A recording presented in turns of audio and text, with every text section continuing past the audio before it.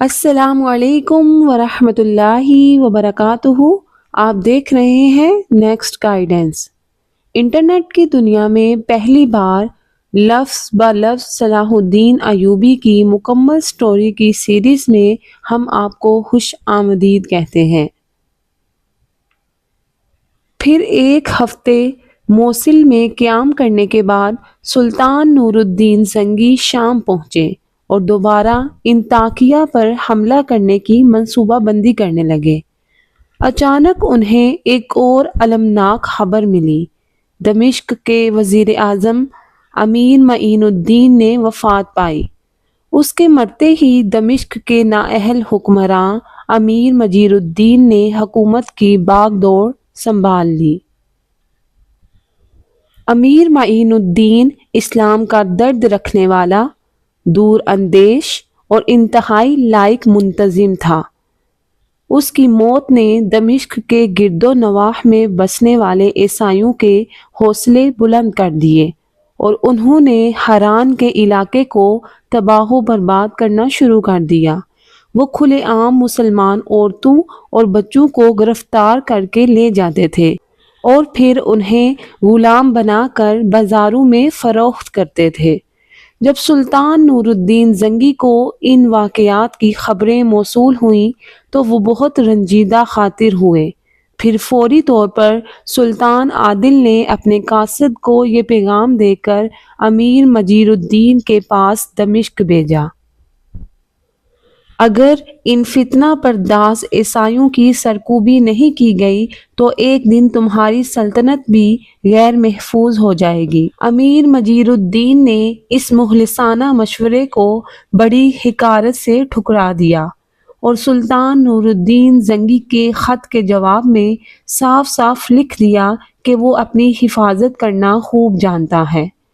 امیر مجیر الدین کے جواب سے سلطان عادل کو سخت مایوسی ہوئی۔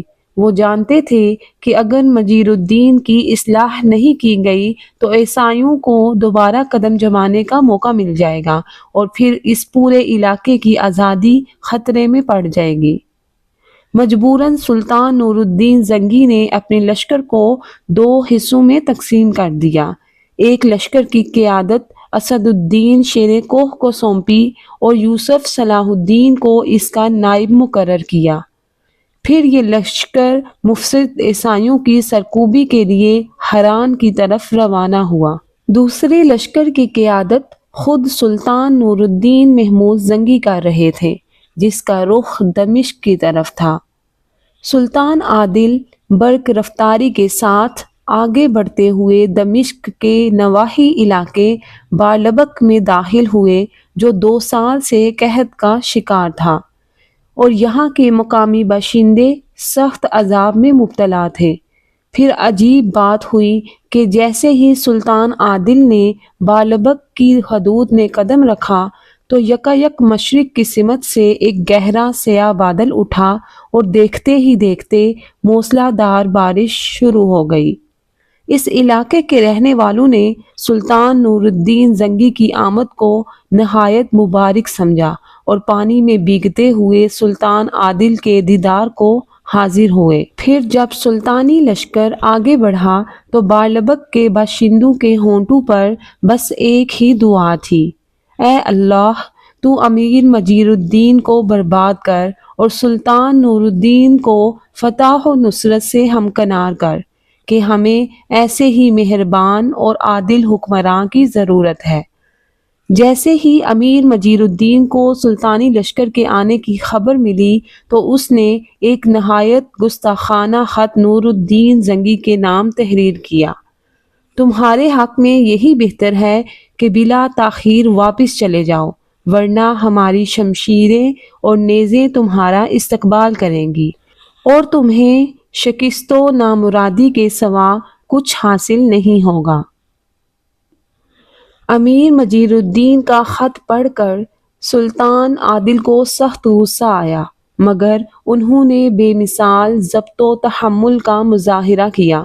اگر وہ چاہتے تو چند روز میں دمشق کی اینٹ سے اینٹ بجا دیتے، لیکن انہوں نے مصلحہ تصادم کی بجائے مذاکرات کو ترجیح دیتے ہوئے جوابی خط تحریر کیا۔ تم خود میرے پاس آؤ یا اپنے کسی معتبر امیر کو بھیج دو تاکہ ہم دونوں مل کر سلامتی کا کوئی راستہ اختیار کر لیں۔ امیر مجیر الدین نے سلطان عادل کے جواب کو والیہ شام کی کمزوری سمجھا اور فوراً دوسرا خط لکھا۔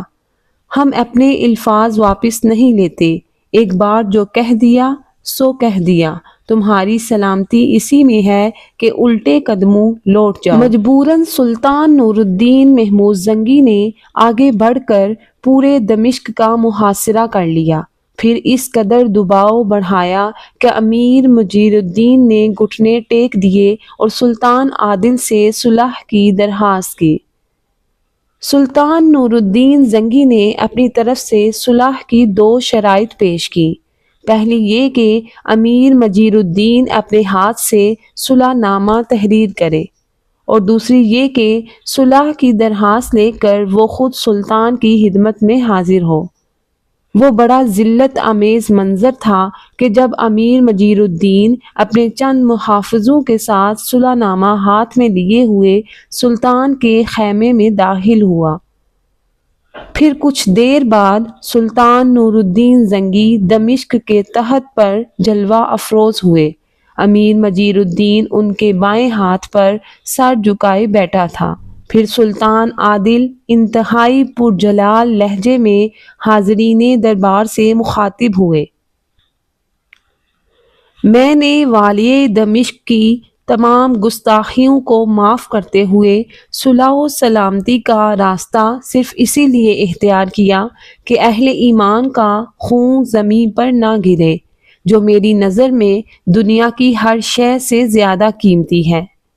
اس کے بعد سلطان نور الدین زنگی اور امیر مجیر الدین کے درمیان مندرجہ ذیل معاہدہ طے پایا، جس کے مطابق جامع دمشق میں خلیفہ بغداد اور سلطان مسعود سلجوقی کے ناموں کے بعد خطبوں میں سلطان نور الدین محمود زنگی کا نام بھی پڑھا جائے گا۔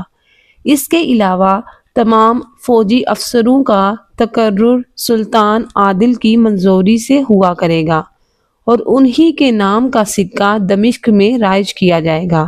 صرف مالی انتظامات امیر مجیر الدین کے پاس رہیں گے۔ اس معاہدے کے بعد سلطان نور الدین محمود زنگی خون کا ایک قطرہ بہائے بغیر حلب واپس چلے گئے۔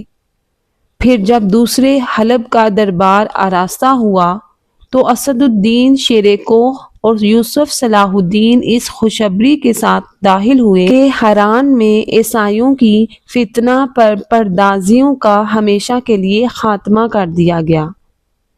یہ اتنی بڑی خبر تھی کہ سلطان عادل شدت جذبات میں تخت سے نیچے اتر آئے اور والہانہ انداز میں اسد الدین شیر کوہ کی پیشانی کو بوسہ دیا، پھر یوسف صلاح الدین کے ماتھے کو چوما جہاں شمشیر کے کئی زخم نمایاں تھے۔ سلطان نور الدین محمود زنگی نے بڑے جذب و کیف کے عالم میں کہا، معزز و سربلند ہے وہ پیشانی ہے جو حق کے راستے میں کھائے ہوئے زخموں سے سجائی جائے۔ یوسف صلاح الدین کا یہ دوسرا جنگی کارنامہ تھا۔ حران کے عیسائیوں کا خاتمہ کرنے میں یوسف صلاح الدین نے اپنے چچا اسد الدین شیر کوہ کے ساتھ مل کر جو کارنامہ سر انجام دیا تھا، اس نے یوسف صلاح الدین کو سلطان نور الدین محمود زنگی کی نگاہ میں عزیز تر بنا دیا تھا۔ انصاف پسند معزز درباری امرا جن کے سینے جذبات حسد سے پاک تھے، وہ بھی یہ اعتراف کرنے پر مجبور ہو گئے تھے کہ سلطان عادل کا انتخاب درست تھا۔ یوسف کا باپ نجم الدین ایوب بھی بہت خوش تھا، مگر کبھی کبھی اس زمانے کو یاد کر کے دل ہی دل میں شرمندہ ہو جاتا تھا جب وہ یوسف صلاح الدین کی پیدائش کو منحوس سمجھتا تھا۔ اب وہی بچہ اپنے باپ کے لیے مبارک ثابت ہوتا جا رہا تھا۔ دمشق سے حلب پہنچنے کے بعد یوسف صلاح الدین سب سے پہلے اپنی والدہ زبیدہ کی قدم بوسی کو حاضر ہوا، پھر بے شمار دعاؤں کے سائے میں اپنے استاد گرامی قاضی ابن ارسون کی درسگاہ میں حاضر ہوا۔ اس وقت قاضی صاحب چند علم دوست معززین شہر کے ساتھ اپنی مسند پر تشریف فرما تھے۔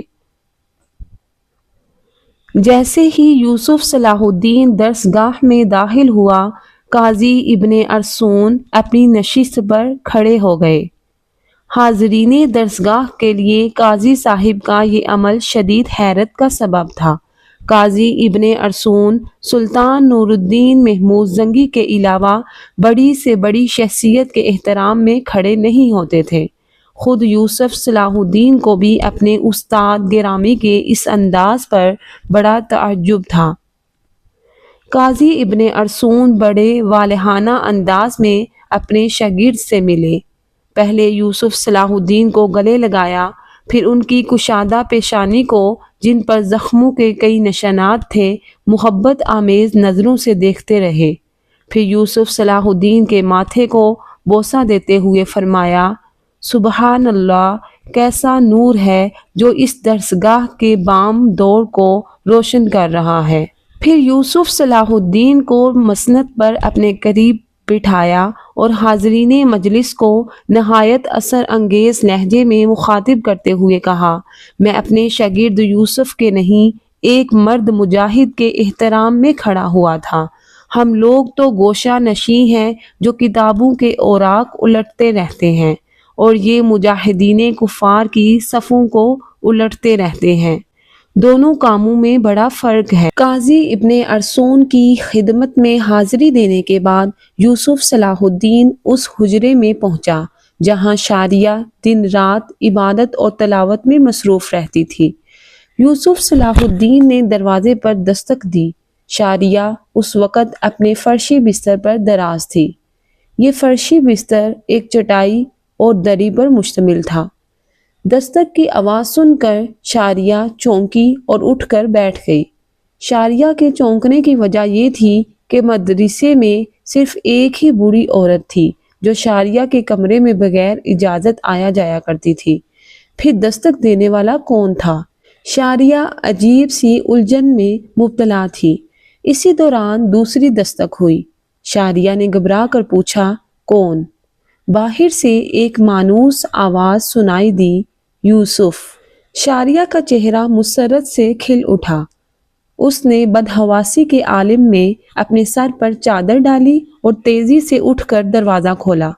سامنے یوسف صلاح الدین کھڑا تھا۔ شاریہ کچھ دیر کے لیے اپنے گرد و پیش سے بے خبر ہو گئی۔ یوسف نے بڑی حیرت سے شاریہ کے چہرے کو دیکھا۔ کثرت ریاضت سے اس کا سرخ و سفید رنگ زردی مائل ہو چلا تھا۔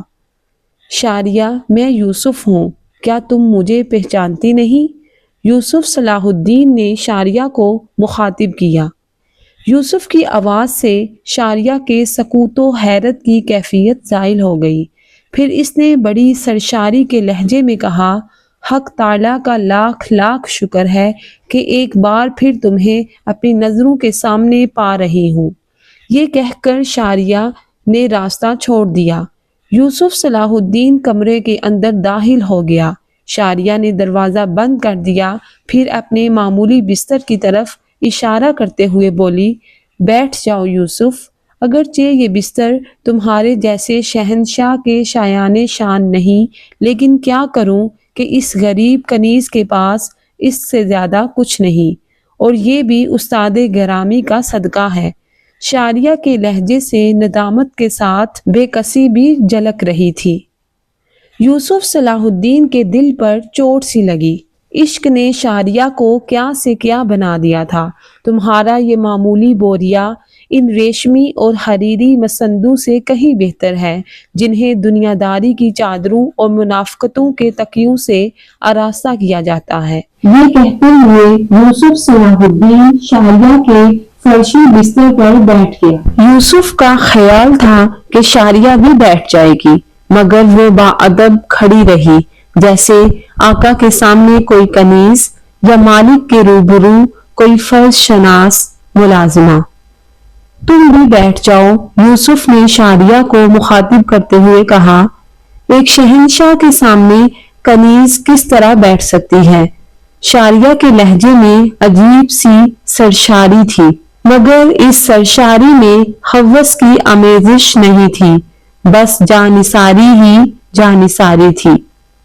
میں تو ایک معمولی سپاہی کے سوا کچھ بھی نہیں، یوسف صلاح الدین نے سادگی کے ساتھ جواب دیا، مگر شاریہ کے اس طرز عمل کے سامنے وہ خود کو بڑا عجیب سا محسوس کر رہا تھا۔ لیکن میرے لیے تو ایک شہنشاہ سے بھی زیادہ ہے۔ شاریہ کے لہجے سے ادب جھلک رہا تھا۔ شاریہ، تم جس استاد کی شاگرد ہو، انہی کا یہ کہنا ہے کہ اسلام میں مساوات ہے، کوئی آقا اور غلام نہیں۔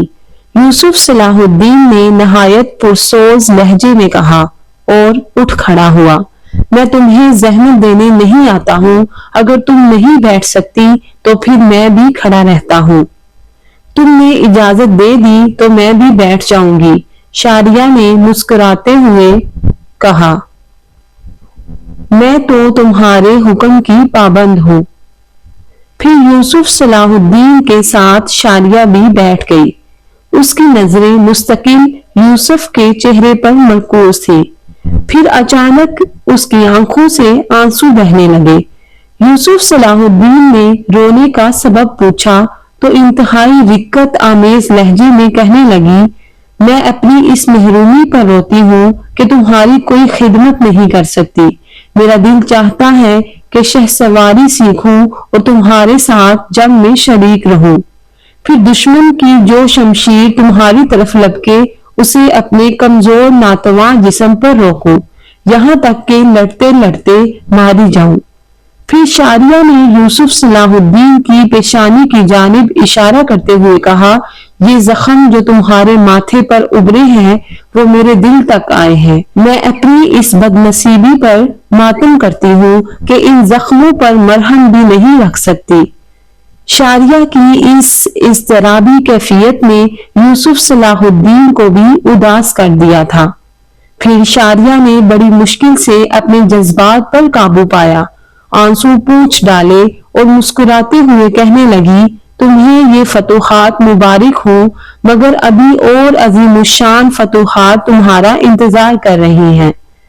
پھر یوسف صلاح الدین رخصت ہونے لگا تو شاریہ نے اپنے محبوب کی بارگاہ میں ایک انوکھی نظر پیش کرتے ہوئے کہا، یوسف، تم جب بھی میدان کاراز کی طرف جاؤ تو خود کو تنہا نہ سمجھنا، میں گھوڑے کے سموں سے اٹھنے والے غبار کی طرح تمہارے ساتھ ہوں۔ سلطان نور الدین محمود زنگی کے امراء میں ایک امیر زنجار بھی تھا، جو امیر ابن مرکوم کی طرح سازشی اور کینہ پرور انسان تھا۔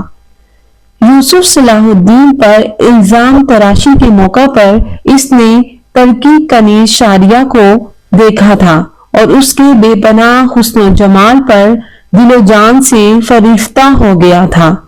ابن مرکوم کے ماتوب ہونے کے بعد امیر زنجان نے سوچا تھا کہ شاریہ بے سہارا ہو جائے گی تو وہ اسے اپنی کنیز بنا لے گا، مگر جب سلطان نور الدین محمود زنگی نے شاریہ کو اپنے محل سرا میں پناہ دے دی تو امیر زنجار کے سارے ہوس ناک جذبوں اور منصوبوں پر اوس پڑ گئی۔ پھر اس وقت امیر زنجار کی ناآسودہ خواہشوں نے دوبارہ کروٹ لی، جب شاریہ سلطان عادل کے محل سے نکل کر قاضی ابن ارسون کی درسگاہ میں داخل ہو گئی۔ امیر زنجار کچھ دیر تک خاموشی سے حالات کا جائزہ لیتا رہا، پھر ایک دن وہ قاضی ابن ارسون کی درسگاہ میں داخل ہوا اور شاریہ کی بے چارگی پر اپنی ریاکارانہ ہمدردی کا اظہار کرنے لگا۔ قاضی صاحب، یقیناً اس بے سہارا لڑکی کے ساتھ بڑا ظلم ہوا ہے، اگر آپ حکم دیں تو میں اس کی تلافی کر دوں۔ قاضی ابن ارسون نے حیرت سے امیر زنجار کی طرف دیکھا، تم اس لڑکی کی مدد کس طرح کرنا چاہتے ہو؟ میں چاہتا ہوں کہ وہ آپ کے مدرسے پر بوجھ نہ بنے۔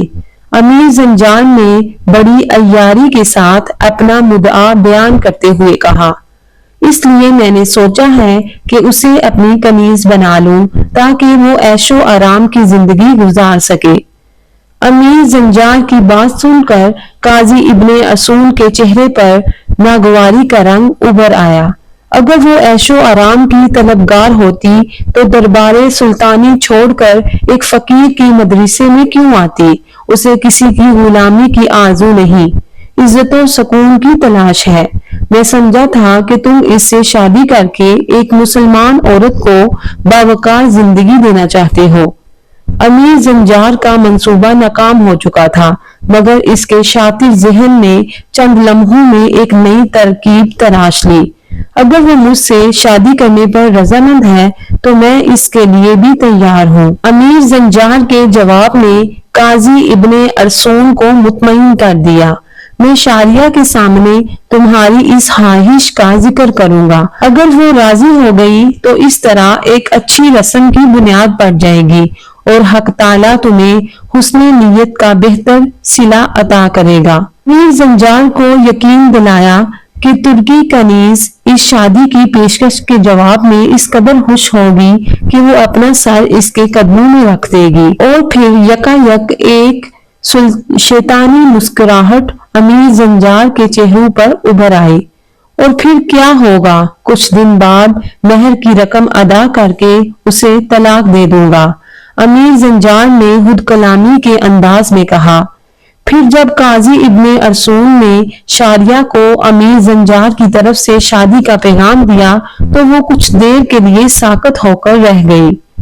شاریہ کی یہ کیفیت دیکھ کر قاضی ابن ارسطو سمجھے کہ اسے اس پیشکش پر یقین نہیں آ رہا، اس لیے انہوں نے شاریہ کی بے یقینی کو دور کرنے کے لیے محبت آمیز لہجے میں کہا، پھر مجھے بھی امیر زنجان کی بات سن کر شدید حیرت ہوئی تھی، مگر اب اندازہ ہوا ہے کہ وہ ایک شریف انسان ہے۔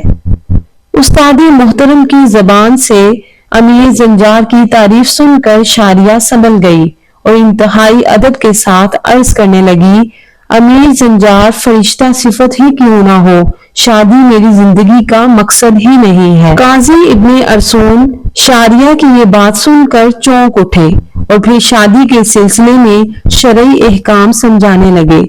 عورت ہو یا مرد، دونوں کے لیے تنہا زندگی ہمیشہ خطرات سے بری رہتی ہے، اور تم جیسی بے یار و مددگار عورت کے لیے اس سے بہتر سہارا ممکن نہیں۔ یکایک شاریہ بہت زیادہ اداس نظر آنے لگی تھی۔ میں آپ کے توسط سے علم کی پناہ میں آئی تھی، آپ مجھے دوبارہ ایک عیش پرست امیر کے حوالے کر رہے ہیں۔ شاریہ کے لہجے میں بے پناہ درد شامل تھا۔ اگر امیر زنجان اتنا ہی شریف النفس انسان ہے تو مجھے اپنی بیٹی کیوں نہیں بنا لیتا؟ اور اگر کسی کو میری غربت کا اتنا ہی احساس ہے تو میری کفالت کے لیے وظیفہ مقرر کیوں نہیں کر دیتا؟ یہ سب نفس کے بندے ہیں جو لباس بدل بدل کر دنیا کو فریب دیتے رہتے ہیں۔ شاریہ کی حقیقت پسندانہ گفتگو سن کر قاضی ابن ارسطو شدید حیرت میں مبتلا ہو گئے۔ اگر آپ کے مدرسے کی زمین بھی مجھ پر تنگ ہو گئی ہے تو میں آج ہی یہاں سے چلی جاؤں گی۔ یہ کہتے کہتے شاریہ کی آنکھوں میں آنسو آ گئے۔ یہ منظر دیکھ کر قاضی ابن ارسطو مضطرب ہو گئے اور شاریہ کے سر پر ہاتھ رکھتے ہوئے بولے، تم میری بیٹی کی طرح ہو، نہ میں تمہیں مجبور کر سکتا ہوں اور نہ اس مدرسے کی زمین تم پر تنگ ہو سکتی ہے۔ پھر جب امیر زنجان دوبارہ مدرسے میں آیا تو قاضی ابن ارسطو نے بہت نرم لہجے میں شاریہ کا اندیہ ظاہر کر دیا کہ وہ کسی امیر سے شادی کرنا نہیں چاہتی۔ امیر زنجان کے ہونٹوں پر ایک عیار مسکراہٹ ابھر آئی اور وہ ایک ایک لفظ پر زور دیتے ہوئے بولا، آپ گواہ رہیں گے کہ میں نے ایک غم زدہ اور ایک بے سہارا عورت کا بھلا چاہا تھا۔ یہ کہہ کر امیر زنجان جانے کے لیے کھڑا ہو گیا۔ اپنے منصوبے میں ناکام ہو جانے کے بعد امیر زنجان کو شیطان نے نئے انداز سے ورگلایا۔ پھر اس نے ایک اور خوفناک چال چلی۔ وہ اس علاقے کے چند غریب لوگوں سے ملا جہاں قاضی ابن ارسوم کی درسگاہ تھی۔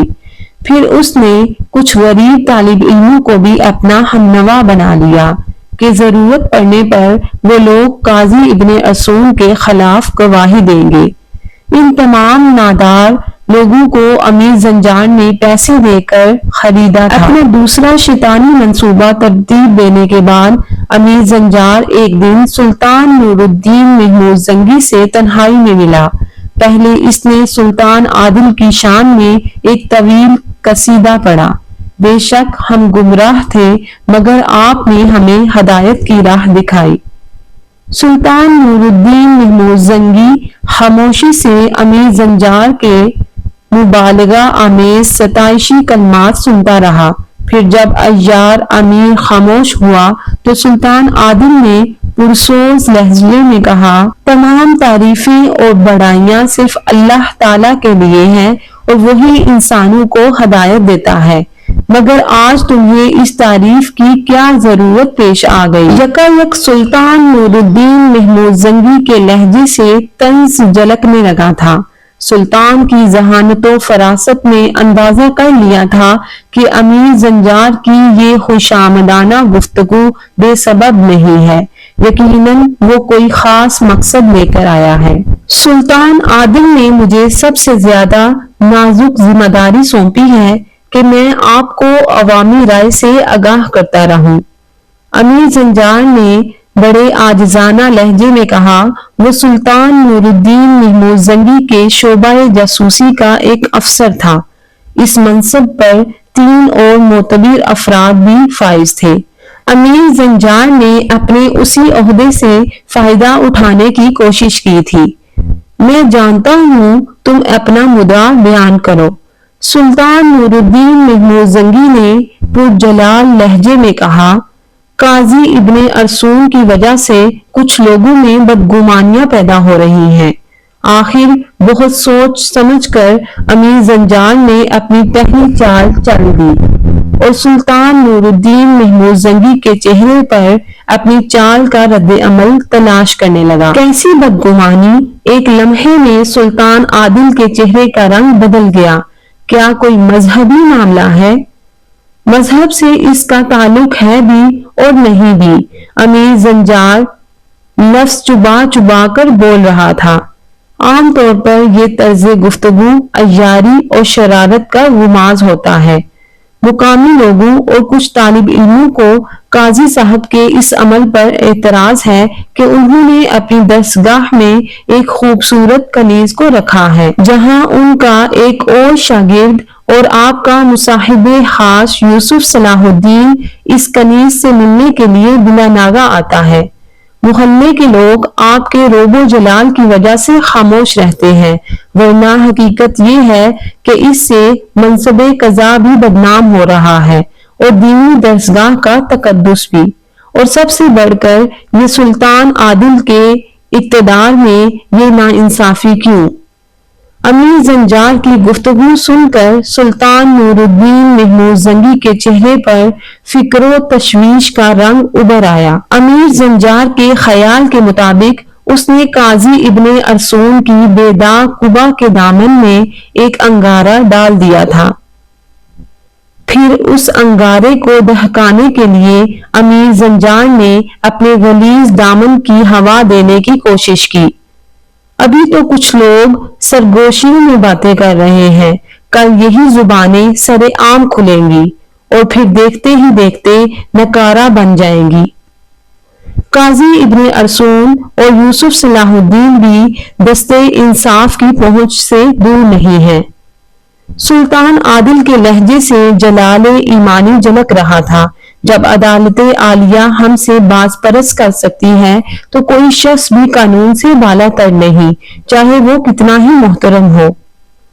سلطان نور الدین محمود زنگی کی خلوت گاہ سے نکل کر وہ فتنہ گر امیر نجم الدین ایوب اور اسد الدین شیر کوہ کے پاس پہنچا اور اس نے اپنی چرب زبانی سے یہاں بھی آگ لگا دی۔ میں خود بھی عزت دار ہوں اور عزت داروں کو رسوائی سے بچانا اپنا فرض سمجھتا ہوں۔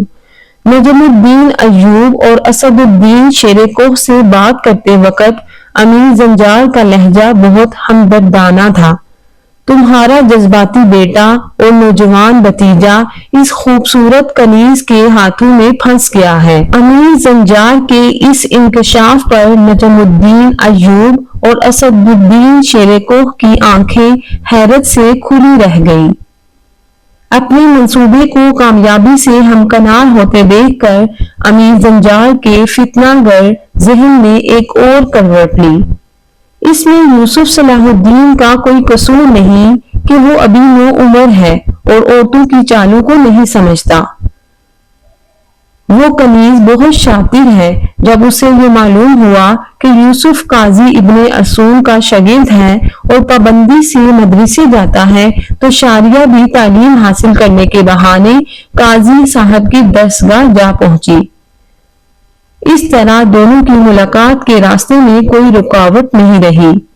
آپ حضرات خود ہی سوچیں، آج تک کسی کنیز نے تعلیم حاصل کی ہے؟ عورت کے ہر بال میں ایک فریب چھپا ہوتا ہے اور شاریہ سر سے پاؤں تک فریب ہے۔ اپنی نیک نامی کو بچانے کی فوری تدبیر کرے، ورنہ یہ معزز خاندان سلطان عادل کی نظروں سے گر بھی سکتا ہے۔ امیر زنجار نجم الدین ایوب کے گھر آگ لگا کر رخصت ہوا۔ اب اسے پورا یقین تھا کہ چند روز میں شاریہ قاضی ابن ارسطو کی مدرسے سے نکال دی جائے گی، پھر اس کے سر پر کوئی سائبہ نہیں رہے گا، مسائل کی دھوپ اسے جلا دے گی اور پھر وہ اس کی پناہ میں آ جائے گی۔ یوسف صلاح الدین امیر زنجار کی سازشوں سے بے خبر اپنی فوجی مشقوں میں مصروف تھا۔ پھر جب وہ سورج کی تمازت سے جھلسے ہوئے چہرے، شمیر زنی کی مشقت سے ٹوٹے ہوئے بدن کے ساتھ اپنے گھر آیا تو ایک اذیت ناک ہنگامہ اس کا منتظر تھا۔ ایک کمرے میں نجم الدین ایوب، اسد الدین شیر کوہ اور زبیدہ جمع تھے۔ یوسف صلاح الدین اس قدر تھکا ہوا تھا کہ وہ عشاء کی نماز پڑھ کر فوری طور پر سونا چاہتا تھا، مگر ملازمہ نے بتایا کہ مردانہ نشستگاہ میں اس کا انتظار کیا جا رہا ہے۔ یوسف نے بلا تاخیر اپنے جنگی ہتھیار اتارے اور تیزی سے اس کمرے میں داخل ہو گیا۔ یوسف صلاح الدین کا خیال تھا کہ وہاں سلطنت شام کے معززین یا امراء جمع ہوں گے، مگر خلاف توقع کمرے میں اس کی والدہ، والد اور چچا موجود تھے۔ یوسف صلاح الدین نے حیرت سے ان لوگوں کی طرف دیکھا اور ایک طرف خاموشی کے ساتھ بیٹھ گیا۔ زبیدہ اور اسد الدین شیر کوہ کے چہروں پر گہری سنجیدگی اور کسی قدر اداسی چھائی ہوئی تھی، مگر نجم الدین ایوب کے چہرے سے شدید ناگواری کا اظہار ہو رہا تھا۔ ابھی یوسف صلاح الدین صورتحال کو سمجھنے ہی پایا تھا کہ نجم الدین ایوب کی تیز آواز کمرے میں گونجی۔ یوسف، مجھے تم سے یہ امید نہیں تھی کہ تم بدعہدی کرو گے اور باپ کی نافرمانی کے مرتکب ہوگے۔ یہ کہہ کر نجم الدین ایوب نے امیر زنجار کی پوری گفتگو بیٹے کے سامنے دہرا دی۔ نجم الدین ایوب، اسد الدین شیر کوہ اور زبیدہ کا خیال تھا کہ اس انکشاف پر یوسف صلاح الدین گھبرا جائے گا، لیکن حیرت انگیز طور پر یوسف کی استقامت میں کوئی فرق نہیں آیا۔ اس نے انتہائی مؤدب اور ٹھہرے ہوئے لہجے میں نجم الدین ایوب کو مخاطب کرتے ہوئے کہا، بابا محترم، امیر زنجار کی فراہم کردہ اطلاعات حرف بہ حرف درست ہیں۔ شاریہ دنیا کو ترک کر کے استاد گرامی کے مدرسے کے ایک گوشے میں جا پڑی ہے۔ میں کبھی کبھی اس سے ملنے چلا جاتا ہوں، بس اس سے زیادہ کسی بات میں کوئی صداقت نہیں۔ میرا سوال یہ ہے کہ تم اس سے ملتے ہی کیوں ہو؟ نجم الدین ایوب کی آواز سے غصہ جھلک رہا تھا۔ میں نے اس بدنام کنیز کے اپنے گھر آنے پر پابندی لگائی تھی، مگر تم نے اس سے ملنے کا دوسرا راستہ تلاش کر لیا۔ اسے بدنام کنیز نہ کہے بابا محترم۔ یوسف صلاح الدین کا لہجہ اداس ہو گیا تھا۔ وہ ایک مظلوم لڑکی ہے جو امیرانہ مظالم کا شکار ہو کر رسوائی کا ہدف بن گئی ہے، اور اب تم اس کنیز کے حوالے سے میری رسوائی کا سبب بن رہے ہو۔ نجم الدین ایوب کی ناراضگی اور لہجے کی سختی میں مزید اضافہ ہو گیا تھا۔ اسد الدین شیر کوہ اپنے بڑے بھائی اور بھتیجے کی گفتگو بہت غور سے سن رہا تھا۔ میں اس لڑکی سے ملنے پر مجبور ہوں بابا۔ یوسف صلاح الدین کا لہجہ بددستور اداس تھا۔ تمہاری یہی مجبوری تو گمراہی کے راستے کی طرف نشاندہی کر رہی ہے۔ نجم الدین ایوب بیٹے کی اس جواب پر غضبناک ہو گیا تھا۔ آخر وہ کون سی مجبوری ہے کہ جس کے باعث تم اپنے قدموں کو اس کی طرف جانے سے روک نہیں سکتے؟ نجم الدین ایوب نے بڑا مشکل سوال کر دیا تھا۔ یوسف صلاح الدین کے چہرے پر شدید ذہنی کشمکش کے آثار نمایاں ہو گئے اور وہ فوری طور پر اپنے بابا کے سوال کا جواب نہ دے سکا۔ اسد الدین شیر کوہ اور زبیدہ بھی پلکیں جھپکائے بغیر یوسف صلاح الدین کی طرف دیکھنے لگے، جو اچانک بہت زیادہ پریشان نظر آنے لگا تھا۔ تمہاری یہی خاموشی تو مجرم ہونے کی دلیل پیش کر رہی ہے، نجم الدین ایوب نے انتہائی سخت لہجے میں کہا۔ آخر یوسف صلاح الدین کے ہونٹوں کو جنبش ہوئی، اس کی آنکھیں جھکی ہوئی تھیں اور آواز میں ہلکی سی لڑکھڑاہٹ تھی۔ میں چاہتا تھا کہ آپ میری خاموشی کا مفہوم سمجھ لیں اور اپنے بیٹے کی بے گناہی پر اعتبار کر لیں، مگر افسوس ایسا نہیں ہوا۔ بالآخر میں لب کشائی کے لیے مجبور ہو گیا۔ مجھے یقین ہے کہ آپ میری اس بے باکانہ گفتگو کو معاف کر دیں گے۔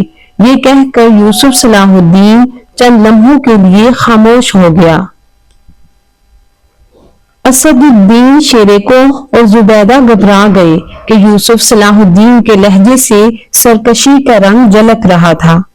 یہ تو بعد کی بات ہے کہ تمہاری گستاخی کو معاف کیا جائے یا اس پر سزا دی جائے۔ نجم الدین ایوب کے لہجے میں وہی تندی و تیزی اور ناراضگی تھی۔ پہلے تم اپنی مجبوری کی وضاحت کرو۔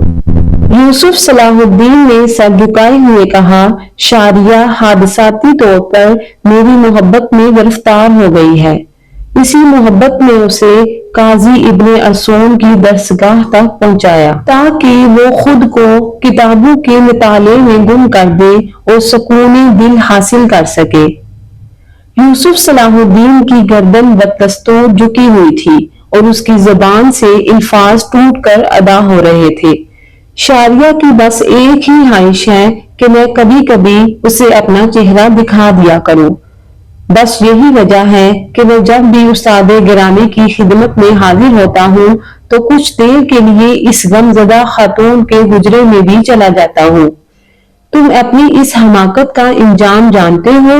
نجم الدین ایوب نے غضبناک لہجے میں کہا۔ تمہیں کیا معلوم کہ ہم نے کس قدر جان فشانی کے بعد اپنی جان کو خطرات میں ڈال کر سلطان عادل کا قرب حاصل کیا ہے۔ امیر زنجار شعبہ جاسوسی کا افسر اعلیٰ ہے۔ اگر اس نے یہ بات سلطان عادل کے کانوں تک پہنچا دی تو ہماری عزت کا یہ محل ایک لمحے میں زمین بوس ہو جائے گا۔ میں سلطان عادل کے احسانات کو آخری سانس تک فراموش نہیں کر سکتا۔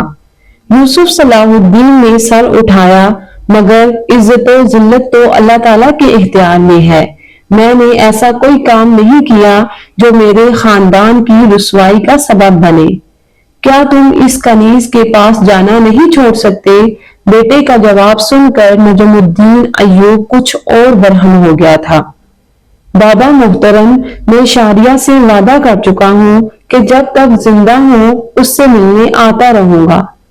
یوسف صلاح الدین نے کسی ہچکچاہٹ کے بغیر پر اعتماد لہجے میں کہا، اگر کسی انسان کو میرا چہرہ دیکھنے سے سکون کی چند سانسیں میسر آ جاتی ہیں تو یہ میرے لیے انتہائی خوشی کا مقام ہے کہ میں اسے خدمت خلق سمجھتا ہوں۔ یوسف صلاح الدین کا جواب سن کر زبیدہ اور اسد الدین شیر کوہ کے ہونٹوں پر مسکراہٹ ابھر آئی اور اس کے چہرے خوشی سے دمکنے لگے۔ اگر میں تمہیں حکم دوں کہ اس کنیز سے ملنا چھوڑ دو، نجم الدین ایوب کے لہجے میں وہی سختی تھی۔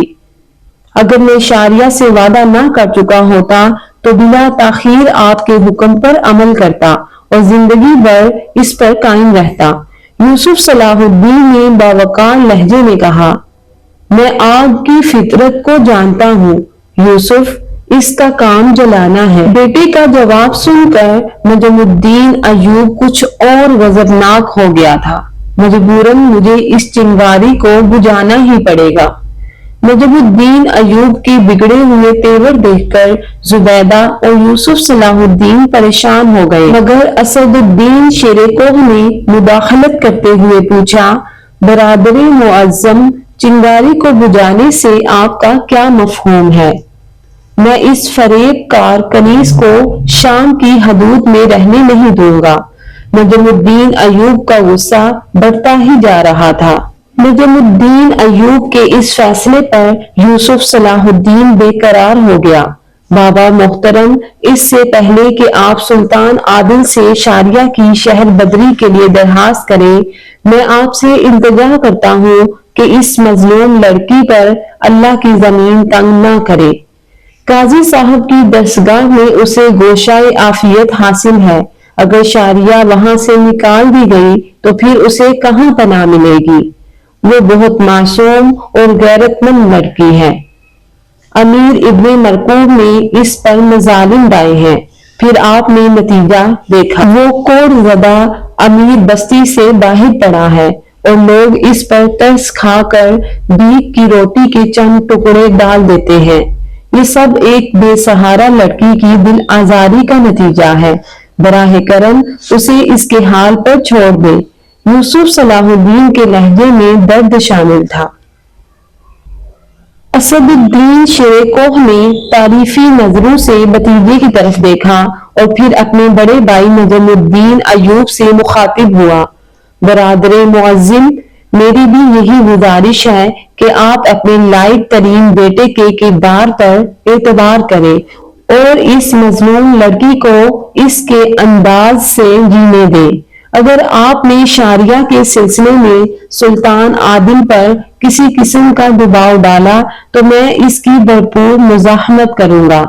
یہ کہتے کہتے اسد الدین شیر کوہ کے لہجے میں کسی قدر سختی آ گئی تھی، جیسے وہ اپنے بڑے بھائی کو تنبیہ کر رہا ہو۔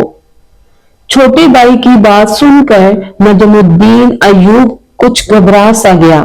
وہ اچھی طرح جانتا تھا کہ اسد الدین شیر کوہ کو سلطان نور الدین محمود زنگی کے حضور میں سب سے زیادہ قربت حاصل ہے۔ مجبوراً نجم الدین ایوب کو نرم ہونا پڑا۔